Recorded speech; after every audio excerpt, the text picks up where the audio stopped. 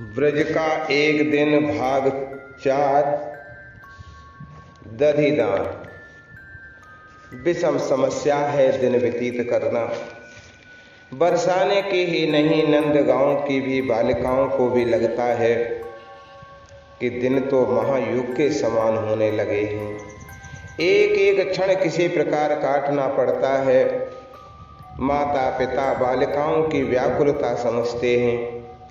नंद नंदन के श्रीमुख को देखे बिना स्वयं उनके चित्त की जो स्थिति है उनमें जो अकुलाहट है, फिर बालिकाएं तो बच्चियां हैं। इनके भाई और दूसरे समवयस्क तो वन में चले जाते हैं श्याम के साथ। अब ये क्या करें? दिन का पूर्वार्ध किसी प्रकार व्यतीत होता है। इसमें घरों का काम बहुत रहता है। गोष्ठों की स्वच्छता, दूध को पकाकर दधी जमाना, बालकों के लिए छाछ भेजना, अपना भोजन आदि बहुत कुछ बालिकाएं कुछ न कुछ सहायता इन सब में करती ही हैं। किंतु मध्याह्न के पश्चात हम दही बेचने जाएंगी। बालिकाएं अपना श्रृंगार करती हैं भली प्रकार और दधी पात्र उठाती हैं मस्तक पर। सब साथ निकलेंगी और बरसाने की लड़कियों को भी साथ ले लेंगी। दही बेचने कहाँ जाएंगे? नंदगांव में, बरसाने में, या आसपास तो गोपों के ग्राम हैं, उनमें कोई दही का ग्राहक मिलेगा? कोई सोच भी सकता है कि नन्ही बालिकाएं मथुरा तक जाएंगी दधी विक्रय कर, लेकिन ये सब कोई इनसे पूछता नहीं है। सब जानते हैं कि इनको कहाँ जाना है। इस बहाने ये तने घूम आवेंगी। घर में अत्यंत खिन्न बैठे रहने से ये अच्छा है कि ये घूम आवें। जाएंगी ये वन में ही, और वहाँ कपि व्याघ्र हैं, भल्लूक हैं, कटीली झाड़ियाँ हैं। ये सब अत्यंत भीरू हैं। कोई सशक भी सहसा झाड़ी में से निकल पड़े तो भय के मारे दहेड़ियाँ फेंक कर भागेंगी और लता झाड़ियों में उलझेंगी, गिरेंगी।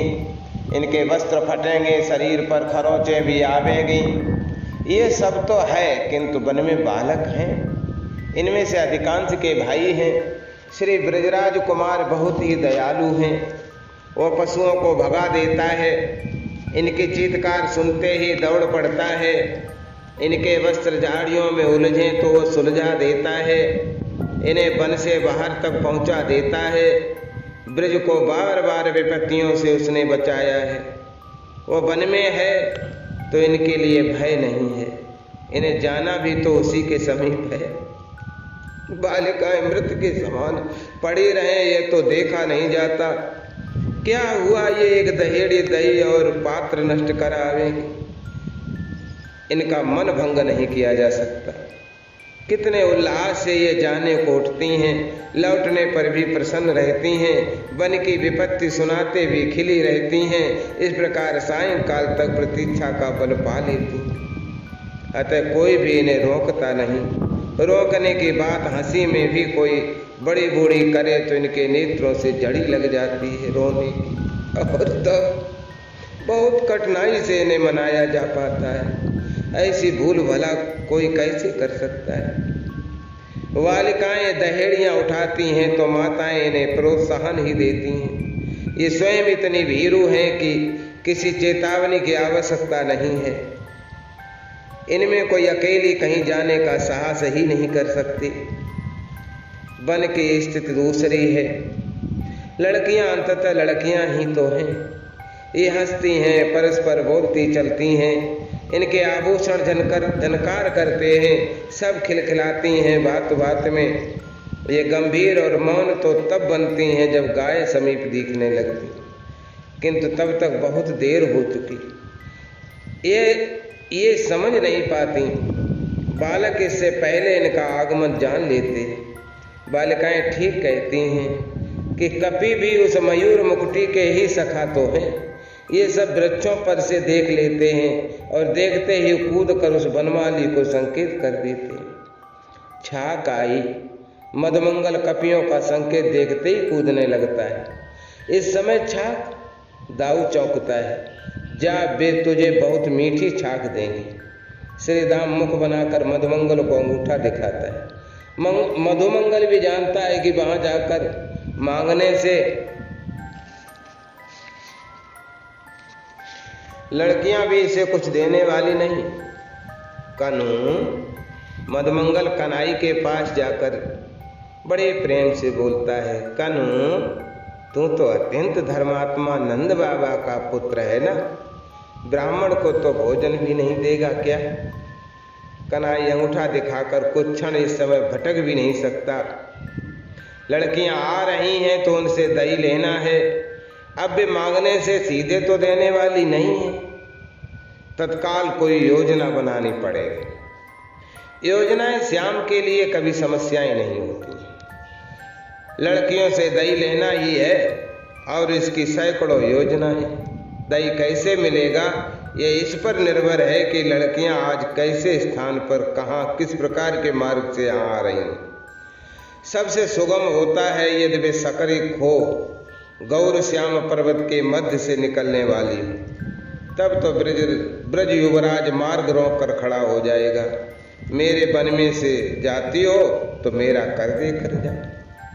कोई कर नहीं देगी तो छीन लेने में क्या कठिनाई होने वाली।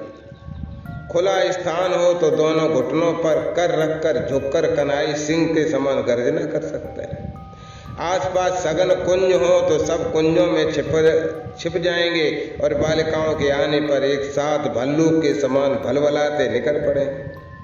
वीर बालिकाएं दहेड़ियां फेंक कर चिल्लाकर एक दूसरे से लिपटने लगेंगी। दहेड़ियां छीन झपट कर ली जाएंगी या डरा कर ली गई तो लड़कियों को भी तो ये हाथ मुख में दही लपेटे हंसते अंगूठा दिखाते सखाओं को दही बांटते किसी बालिका के मुख पर भी दही का लौंदा फेंकते मनमोहन की छवि ही देखनी है। इन बालकों को तो ये दही तीसरे प्रहर का जलपान समझो। दोपहर का भोजन करके सायंकाल तक तो ये भूखे नहीं रहते। कपियों पक्षियों पशुओं को भी ये प्रसाद मिलना ही चाहिए। आनंद घन नंद नंदन के समीप आनंद अम्बुद उछलता ही तो रहेगा। आपको मुख लटकाए रखना है, मौनी बाबा बनना है, ध्यान समाधि चाहिए तो ब्रज के इन बालकों के समीप भूलकर भी मत जाइए। यहाँ तो वन में कभी कोई महातापस मुनीन्द्र महर्षि भी भटक पड़ते हैं तो ये बालक उन्हें भी हंसाए बिना नहीं मानते। गोप बालक श्रद्धालु बड़े हैं। नंद तनय धर्म का स्वामी है, संरक्षक है। कोई ऋषि मुनि वन में आ ही जाएं तो ये सब पद वंदन करेंगे।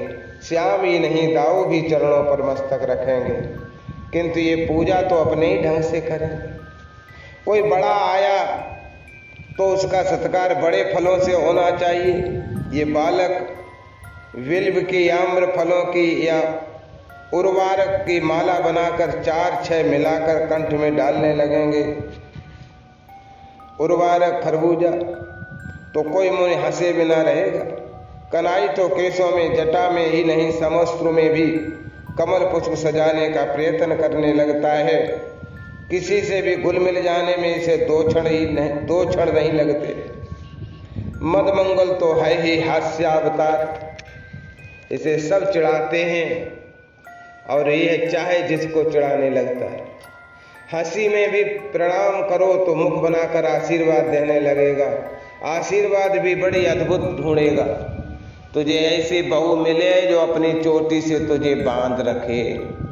गोप बालक भोजन के समय इसके सामने मोदकों का ढेर रख देंगे।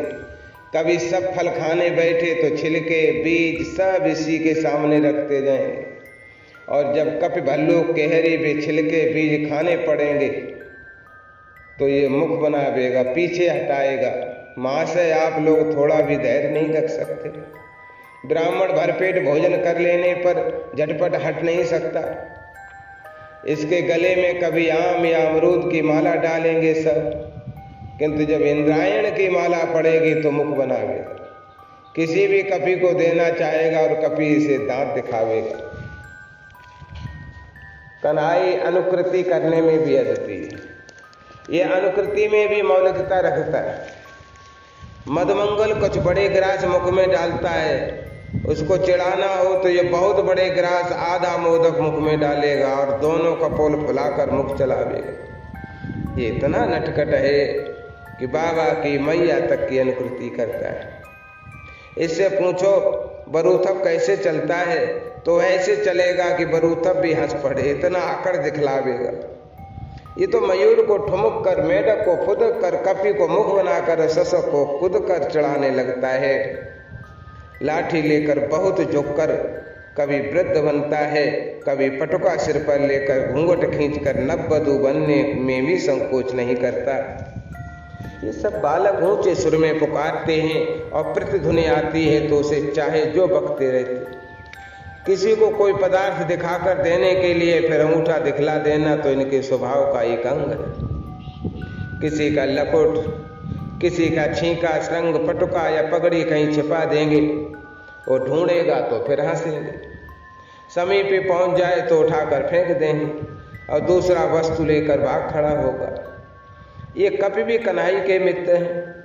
ये चपल किसी की पगड़ी इनके सिर लपेट देगा, श्रृंग दे देगा। इनमें से किसी को तो वह कपि वृक्ष पर ऊंचे जाकर जिसकी वस्तु उसे दांत दिखावेगा, मुख बनावेगा। वैसे स्वयं कोई कपि किसी की कोई वस्तु नहीं उठाती, किंतु श्याम दे दे तो बहुत देर में लौटाती। तो पंडित बनेगा, पूछ देखिए और देखिए कि नंदलाल कोई भी पत्ता लेकर कैसे गंभीर मुख बनाकर बैठता है। इसके अधर ऐसे शीघ्रता पूर्वक हिलने लगते मानो पूरे वेदों का पाठ अभी ही इसे कर लेना है। तुझे लिखना आता भी है कि पढ़ता ही है? कोई सखा हाथ से पत्ता झटक ले सकता, लिखूं तू पढ़ पावेगा? अब ये मयूर मुकुट लकुट लेकर पुलिन पर जो मोटी उलझी रेखाएं लगा है खींचने, इसको कोई ऋषि भी पढ़ सके? कन्हई कभी कपि को मणि दर्पण दिखलाने लगता है और कभी गाय या मृग को, कभी मणि दर्पण के द्वारा सूर्य का प्रतिबिंब डालकर वृक्ष पर बैठी पक्षी को चौंकाता है अथवा ऊँघते केहरी को। ये दर्पण को लेकर कपि की ओर दौड़ता है तो कपि भागकर वृक्ष पर बैठेगा और उलट कर इसे खौं खौं करेगा ही। किसी को हंसाने चिढ़ाने नित्य नवीन ढंग आते हैं इसे। मुख में जल लेकर फूंक कर देना बहुत छोटा था तब से इसका प्रिय क्रीड़ा है। तू आम्र खाएगा? मदमंगल को अच्छा बड़ा सुरंग आम दे रहा है। अब ये मदमंगल कैसे समझेगा कि फल के नाम पर चूसे फल में गुठली इसने भर दी है। मदमंगल भी कम नहीं, बड़ी गंभीर मुद्रा में कहेगा, आज ब्रजराज कुमार की श्रद्धा से ब्राह्मण प्रसन्न हो गया है, आप इसका प्रसाद ग्रहण करें। गोप बालकों का दिन तो इस प्रकार क्रीड़ा में हास प्रयास में व्यतीत होता ही है। गायों की ओर तो बहुत कम ध्यान देना पड़ता है। यदि पशु दूर चले जाएं तो कन्हई पुकार लेगा। कोई एक दो पशु किसी अनभिष्ट दिशा में चल पड़े तो ये अर्जुन और ऋषभ हाँक दे लावेगा। कन्हई तो पीछे से आकर दाऊ दादा तक को भल्लूक या कप का शब्द करके चौंका देता है और फिर कंठ में भुजाएं डालकर इनके अंक में ही लोटपोट होता है। वेणुवादन, बंसी बजती है, बंसी तो बजती ही रहती है। किसी किसी भाग्यशाली को आज भी श्रवण होती है। कमल लोचन मुरली वादन बंसी बजाता ही रहता है। मुरली में जैसे श्याम के प्राण बसते हैं। इसे सोते भी साथ रखता है, स्नान करते भी अनेक बार हाथ में लिए रहता है। बड़ी प्यारी है। कर्मे या कछनी की फेंट में बंसी रहेगी, कन्हई की लिपटी। बंसी कन्हई की पहचान। लोग तो कहते हैं कि बंसी की धुन शाश्वत है, अजस्र है, किंतु इसे भाग्यशाली सुन पाते हैं। लेकिन ब्रज की बालकों का ये वंशीधर अपना है ना, अपनी है उसकी बंसी, अपने हैं उसके बंशीधर। वे जानते हैं कि बंसी कब कैसे बजती। बंसी कोई एक प्रकार से एक प्रयोजन से बजती है। एक ही सुर में बजे तो बंसी क्या।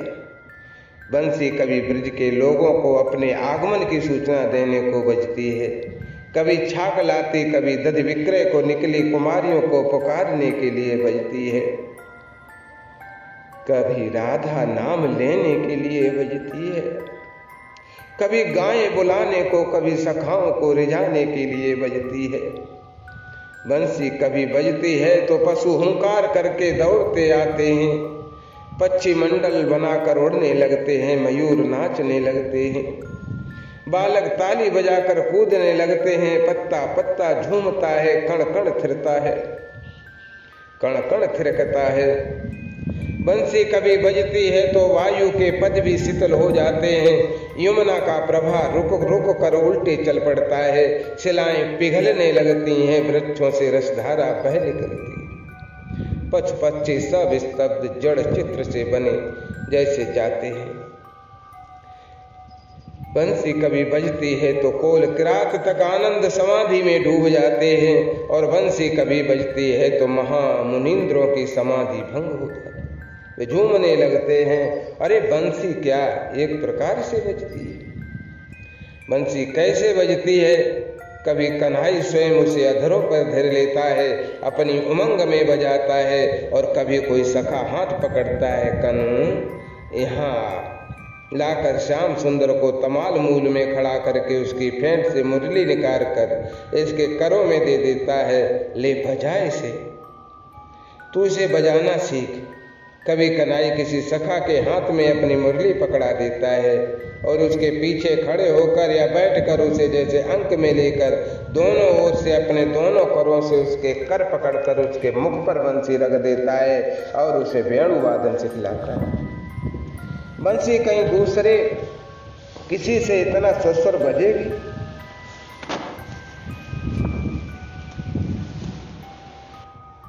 भद्र बंसी को भी शंख के समान फूंकना चाहता है, बरूथप इसे लाठी के समान पकड़ता है, विशाल ऋषभ अंगुलियां ही ठीक नहीं रख पाते, इन सबों की मोटी 2 अंगुली 3 छिद्र रख देती हैं, तोक देव प्रस्थ अंशु आदि छोटे हैं, ये बंसी को भी सीटी बना देते हैं। मधुमंगल हाथ में नहीं लेना चाहता, मैं ब्राह्मण हूँ, तेरी झूठी बंसी मुख में नहीं लाऊंगा। लड़कियों के समान ये पी पी करने वाली तू ही बजा सकता है। भद्र झट खींच जाए, कन्हू ये मेरे बस की नहीं है, सखा बहुत शीघ्र कह देगा, तू बजा कर बता तो सही। अब लो खड़ा हो गया मयूर मुकुटी, वृक्ष मूल से सटकर ललित प्रभंग में झुकाया मस्तक का मयूर पिछ, झुकाई बड़ी बड़ी पलकें, पल्लव मृदुल अंगुलियां बंसी के छिद्रों पर स्थिर हो गईं। तनिक नेत्र उठाकर बिना मस्तक उठाए बिना बोले अग्रज की ओर या भद्र की ओर देख लेगा। नेत्रों की भाषा में ही मंद स्मित से पूछेगा बजाऊं? दादा भी कहाँ बोलता है, ये तो बोलकर कुछ पूछे कन्हई तो भी मौन रहकर संकेती करता है, ये तनिक पलकें हिलाकर अनुमति दे देगा। लो बंसी बजने दे। बंसी बजती है तब क्या होता है ये ठीक ठीक कहना कठिन ही है, क्योंकि तब कोई इस स्थिति में नहीं रहता कि अपनी और दूसरों की दशा देख समझ सके। बंसी बजाते समय तो कन्हई भी इतना स्वर तन्मय हो जाता है कि इसे भी कोई सुध नहीं देती, यही समझ नहीं पाता कि कितनी देर वेणुवादन करता रहा है। श्याम सुंदर अत्यंत सुकुमार है, ये कितनी देर ललित त्रिभंग बनाए एक पद पर खड़ा रह सकता है, कितनी देर बंसी में अनवरत फूंक दिए जा सकता है, वो थक जाता होगा। अतः बंसी का वादन विरमित होता है, अन्यथा कोई भी तो नहीं चाहता कि बंसी का सुर विरमित हो। बंसी बजती है तो कोई भी कुछ चाह ही कैसे सकता है, सबकी सब कामनाएं पूर्ण हो जाती हैं, तब किसी को तन मन का स्मरण रहता है क्या? तब चाह कामना का बीज भी क्या चित्त में रह सकता है? तब क्या यह सम्मुख खड़ा नव दूरबादल श्याम मयूर मुकुटी पीतांबर परिधान कमल लोचन बनवाले त्रिभुवन ललाम ललित त्रिभंग भी दृष्टि पड़ता है, तब तो केवल बंसी का सुर रहता है, सबकी सब वृत्तियां उस सुर में लीन हो जाती। संभवतः सृष्टि की भी सब वृत्तियां सुर में लीन हो जाती हैं उस समय, संभवतः इसलिए कि यह अनुमान ही किया जाता है, बंसी जब बजती है तब तो अनुमान करने वाला सुर भी तन्मय होता है। बंसी का बजना विरमित होता है, तब वृत्तियां जागती हैं, धीरे धीरे जागती हैं, और तब अपनी एवं दूसरों की स्थिति का अनुमान किया जाता है। कहते हैं कि प्रत्यक्ष के बिना अनुमान निराधार है, कल्पित है। आप अपनी सुसुप्ति का अनुमान प्रत्यक्ष देखकर करते हैं। बंसी बजती है तो उस समय स्थिति कौन देखेगा? बंसी बजती है और चर अचर सभी को तो सुर में समाहित कर देती है। ये समाधि का प्रसाद तो वृंदावन से बांटता श्री ब्रजराज कुमार बंसी बजाता ही रहता। इसे वेणुवादन के लिए कोई बहाना चाहिए। कोई सखा कह दे कनू मुरली बजा तू, ये तो बंसी वादन का व्यसन है। किसी ने कहा और इसने बंसी अधर से लगाई। बंसी तो बजती ही रहती है वृंदावन में, तब भी बजती थी, आज भी बजती है। वन से विदा लेनी पड़ती है, सायंकाल से कुछ पूर्व भी विदा लेनी पड़ती है। वन के पशु पक्षी कहाँ चाहते हैं कि कन्हई उनके मध्य से एक क्षण को भी पृथक हो, और श्याम गोप कुमार भी वन को छोड़ना नहीं चाहते, किंतु वन से फिर भी विदा तो लेनी पड़ती। सद्य हो जाता गायें हुम्मा हुम्मा करने लगती हैं। उन्हें अपने बच्चों का स्मरण आता है और उनके स्तनों से दूध टपकने लगता है। वे कन्हई के समीप दौड़ आती हैं। इन गोपाल को देखकर उनका वात्सल्य बढ़ता है। इसे छोड़कर जाया नहीं जा सकता। गायें अनेक बार इसे सूंघती हैं, मुख खोलती हैं और बंद कर लेती हैं। ये भी समझती हैं कि सुकुमार को अपनी रूक्ष जिह्वा से चाटा नहीं जाता, किंतु मुख लगाकर दूध क्यों नहीं पीता? कन्हई पुचकारता है, सहलाता है। ये दूध पीने बैठे तो गाय के स्तन की धार बंद होने का नाम नहीं लेगी। कनु अपनी गायें अब लौटना चाहती हैं। गोपाचरण का नायक तो बरूथक है, इसी को लौटाने का निर्णय करना है। यही कहता है तू दूर गए पशुओं को टेर ले। वृषभ, बछड़े बछड़ियां और गायें भी वन में बिखरी हैं। गोप बालक हाँकने जाएंगे तो उन्हें बहुत दौड़ना पड़ेगा। ये काम कन्हई सरलता से कर सकता है। धर्म, गौरव, कृष्णा, श्याम किसी ऊंचे स्थान पर वृक्ष की शाखा पर चढ़कर पहले श्रृंग बजाता है और फिर दूर गए पशुओं का नाम ले लेकर अपना पीठ पट घुमाता है। कन्हई के श्रृंग बजाते ही पशु चौंक कर देखने लगते हैं और कान खड़े करके ध्वनि कहाँ से उठ रही है। जिसका ये नाम लेता है वो पूंछ उठाकर दौड़ पड़ता है। 4-6 पशु दौड़े और फिर तो सब दौड़ पड़ते हैं। फिर गायें, वृषभ ही नहीं बल्कि मृग, बारहा, व्याघ्र, कपि सब के सब दौड़ पड़ते हैं। सब शब्द करते आते हैं, सब कन्हई को सूंघ लेना चाहते हैं। अब वन पशुओं को गायों से पृथक करना एक कठिन काम है। गायें यदि गोपाल को अपना समझती हैं तो ठीक ही समझती हैं। इनकी समझ में कैसे आवेगा कि इस समय ये गोविंद उनको छोड़कर मृग, गवय आदि को क्यों थपकाने पुचकारने लगा है। अतः अपने मध्य घुसाए वन पशुओं को गहरी तक को वे सिर हिलाकर सींग दिखाकर भगा देना चाहती। वन पशु इस समय दीन हो उठते, जैसे वे गायों से अनुकंपा चाहते हों। गायों के झुंझलाकर सींग दिखलाने पर भी उन्हीं के मध्य इधर से उधर दुबकते चिपकते चलते हैं। अंततः गौ सर्वदेवमयी है ना, सबकी ही आश्रय है। इनका आश्रय कैसे छोड़ा जा सकता है? इनका गोपाल सही, किंतु इनके मध्य से पाया तो जा सकता है। गाय तो सामान्य पशु नहीं है। ब्रज की गायें, श्री ब्रजेंद्र नंदन की गायें तो कामधेनु। वैसे श्रद्धालु के लिए सर्वदा सब काल में ही गाय कामधेनु है, सर्वाभीष्टदायिनी है, सब पर अनुग्रह करने वाली है। वन पशुओं की व्याकुलता, निरीहता गायें बहुत शीघ्र भांप लेती हैं। उनको अपने मध्य से भगा देने का प्रयत्न छोड़ देती हैं। कोई आपत्ति इन्हें नहीं है। यह दिन का गोविंद इन वन पशुओं को भी थोड़ा पुचकार ले, इन्हें भी साथ ले चले और गोष्ठ में बांधकर चारा डाल दे। इनमें से अनेक समीप के वन पशु को 2-4 बार चाटकर आश्वस्त कर देती। कनु अपनी गायों ने तो वन पशुओं को अभय दे दिया। भद्र हंसता है, तो इनको भी बाबा के गोष्ठ में बांधेगा क्या? गोप बालक अपनी गायों का भाव भली प्रकार जानते। ये सशक, ये गिलहरियां, ये दूसरे क्षुद्र पशु तो दूध देने से रहे, इन्हें तू पाल ले। कन्हई हंसता है, अरे इन नन्हे पशुओं को यह भी भय नहीं लगता कि गायों और वृषभों के खुरों से घायल हो सकते हैं। गिलहरियां तो गायों की पीठ पर जा बैठी और प्रसन्न है। बार बार 2 पैर पर खड़ी हो खड़ी होती हैं, पूंछ हिलाकर बोलती हैं, वाह क्या उत्तम वाहन मिले हैं। कपियों को तो पूरी छुट्टी है, वो पक्षियों को भी कोई बाधा नहीं है। श्याम सुंदर चले तो ये साथ चलेंगे। नंदग्राम में भवनों के ऊपर या वृक्षों पर इन्हें रात्रि विश्राम का अभ्यास है। प्रातः इस बनमाली के साथ ही वन आना है। वन देवता जैसे अनुभव करने लगे हैं। बनमाली अब वन से जाएगा। बालक अपने लकुट श्रृंग पटु के संभालने लगे हैं। वन से क्या क्या ले जाना है, कन्हई भी इसकी चिंता करता है। अब रात्रि भर वन निस्तब्ध निष्प्राण प्राय रहेगा। पशु वन सीमा से भीतर कदाचित ही आवेंगे। मानो वन पशुओं के लिए भी रात्रि में वन भयावह हो जाता हो। पक्षी कपि तो यहाँ रहेंगे ही नहीं। भ्रमर तितलियाँ एक वन सीमा के वृक्षों पर ही रात्रि विश्राम करेंगे।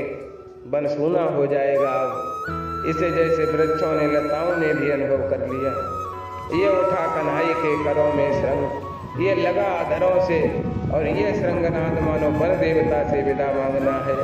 परुथ अपने लकुट उठाया, धर्म ने हुंकार भरी, और उसके पीछे गायें, वृषभ, बछड़े, बछड़ियों का समूह वन पशुओं से मिला जुला चल पड़ा वन से बाहर की। श्रृंगनाद तो कुछ पल होना है। मुरली मनोहर तो अब अपनी मुरली धरेगा धरों पर। ये वृक्षों से, लताओं से रास रास पुष्प झरने लगे। झुकाएं शाखाएं, इनके नीचे से, इनके मध्य से गोधन एवं गोप बालकों के साथ गोविंद वन से इस समय विदा हो दिया। अटके प्राणों ने पुनर्जीवन पाया। उल्लास का महापूर आ गया ब्रज में। वन से धुन पड़ी श्रवणों में।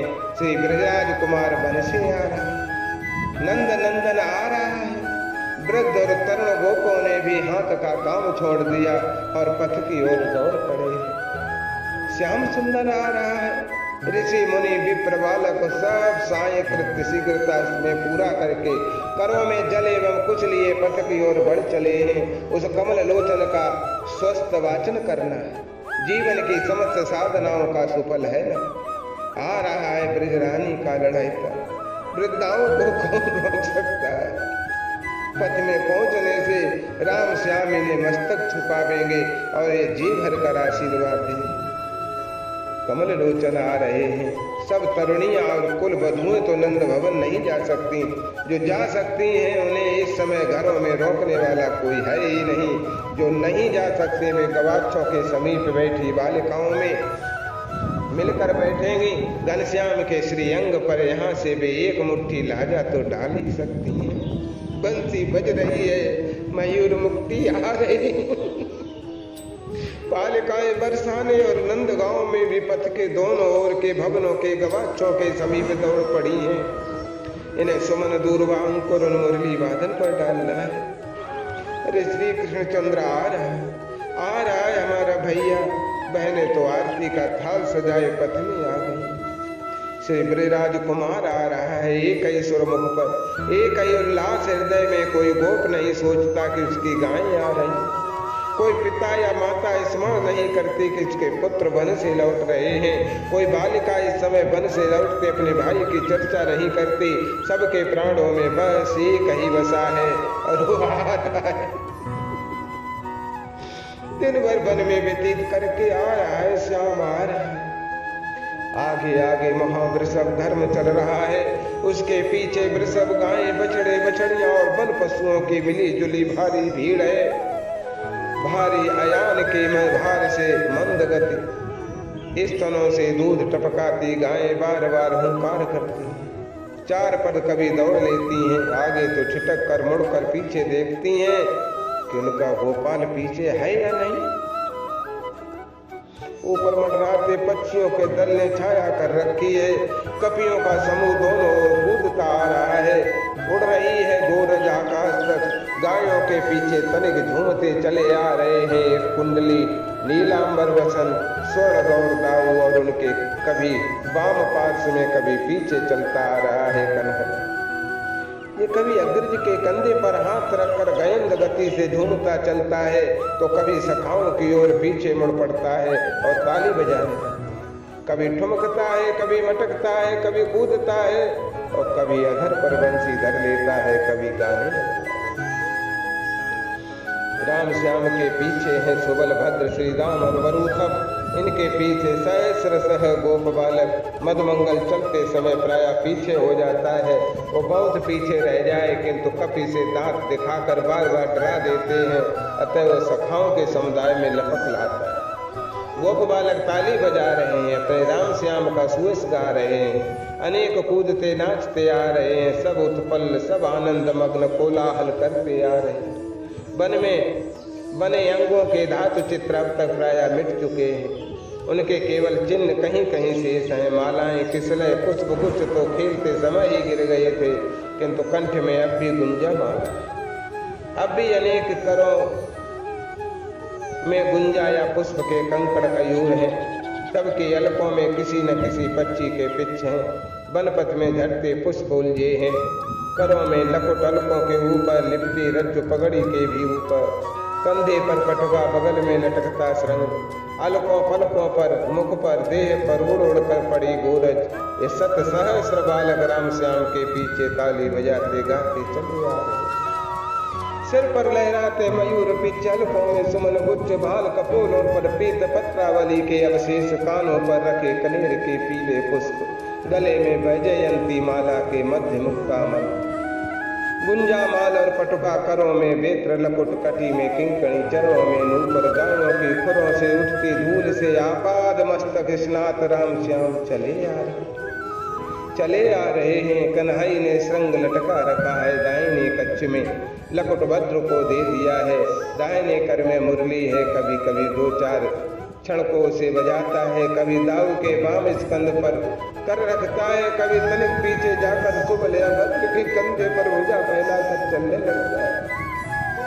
श्याम कभी किसी और देखकर हंसता है तो दंतावली की द्वैतमान चंद्रिका छिटका देती है, कभी किसी सखा को गुदगुदा कर हंसा देता है, कभी किसी के उदर में उंगली धंसाता है, कभी किसी के केस में अपनी अलकों से निकाल कर कोई पुष्प गुच्छ लगा देता है, उसकी अलक का पुष्प गुच्छ अपनी अलकों में लगा लेता है, कभी अपने कंठ की गुंजा माला या मुक्ता माला किसी के गले में डालता है। चलते चलते ये तो चलते समय भी सीधे चुपचाप कहाँ चला कर, ये कन्हई आ रहा है, गवाक्षों की ओर हंसकर देखता, कहीं उंगलियां नचाता, कहीं किसी गवाक्ष में अलकों से निकाल कर पुष्प गुच्छ फेंकता, किसी गवाक्ष की ओर देखकर किसी सखा को अंकमाल देता।